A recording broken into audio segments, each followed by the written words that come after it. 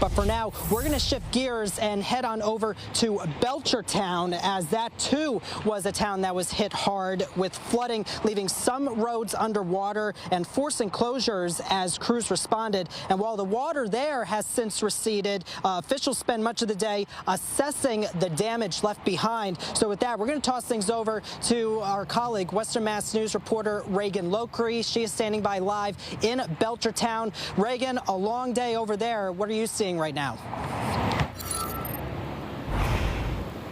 Yeah, that's right, Matt. It's definitely quiet here right now, but earlier today it was a different story.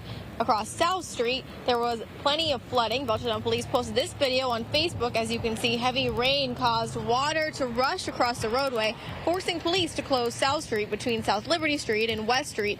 The area around 495 South Street was also shut down after officials reported a culvert washout. Nearly 5 inches of rain fell between 6 and 8:30 this morning, causing water to overtop roadways in several locations, including along Route 181. Belchertown fire officials say crews spent the morning assessing conditions and monitoring other low-lying areas across town.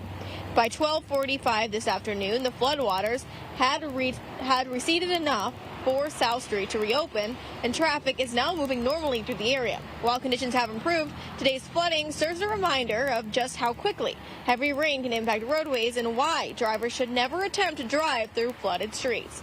For now, reporting live in Belchertown, Reagan Lockery, Western Mass News.